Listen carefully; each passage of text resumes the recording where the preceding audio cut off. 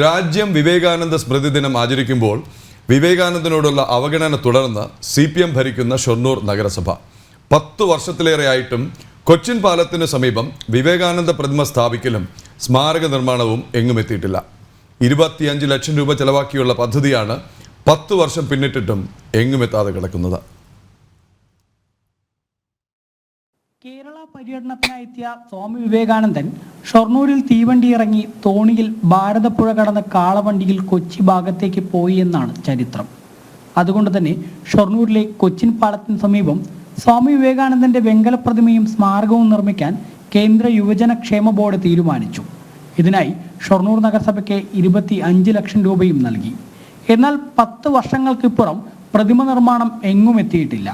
പ്രതിമ സ്ഥാപിക്കാനായി നിർമ്മിച്ച ഒരു തറ മാത്രമാണ് കൊച്ചിൻ പാലത്തിന് സമീപം ഇപ്പോൾ ഉള്ളത്.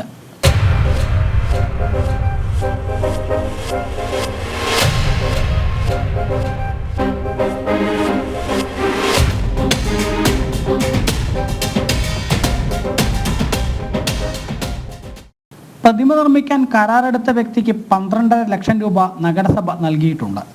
എന്നാൽ നിർമ്മാണം പൂർത്തിയായപ്പോൾ പ്രതിമയ്ക്ക് സ്വാമി വിവേകാനന്ദനുമായി രൂപസാദൃശ്യം ഇല്ല എന്നാണ് നഗരസഭ പറയുന്നത്.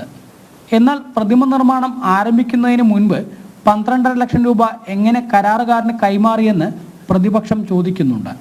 പദ്ധതിയിൽ വലിയ അഴിമതി നടന്നതായും പ്രതിപക്ഷം സംശയിക്കുന്നു. ആകെ 50,000 രൂപ താഴെയുള്ള ഒരു പ്രവർത്തനം മാത്രമേ നടന്നുള്ളൂ. ഒരു പ്രവർത്തനം നടക്കുന്ന സമയത്ത് ഘട്ടം ഘട്ടമായിട്ടാണ് പൈസ കൈമാറുന്നത്. ആദ്യഘട്ടത്തിൽ 6.5 ലക്ഷം രൂപ കൈമാറി 6 ലക്ഷം രൂപ കൈമാറി എന്നാണ് പറയുന്നത്. അങ്ങനെ കൈമാറിയ ആളുകൾ അതിൻ്റെ പ്രവൃത്തിയുടെ പുരോഗമനം നോക്കി കണ്ടിട്ടല്ലേ അടുത്ത ഗഡു കൈമാറേണ്ടത്. എന്നാൽ ഇതിൽ വലിയ രീതിയിലുള്ള അഴിമതി നടന്നിട്ടുണ്ട്. 12.5 ലക്ഷം രൂപ യാതൊരു മാനദണ്ഡങ്ങളും പാലിക്കാതെ പാലിക്കാതെയാണ് കരാറുകാരന് ഈ തുക നൽകിയിരിക്കുന്നത്. തിരുവനന്തപുരത്തും ഷൊർണൂരിലും സ്വാമി വിവേകാനന്ദന് പ്രതിമയും പാർക്കും നിർമ്മിക്കാനായിരുന്നു പദ്ധതി. തിരുവനന്തപുരത്തെ പദ്ധതി യാഥാർത്ഥ്യമായി വർഷങ്ങൾ കഴിഞ്ഞിട്ടും ഷൊർണൂരിൽ ഇപ്പോഴും നിർമ്മാണം എങ്ങും എത്തിയിട്ടില്ല.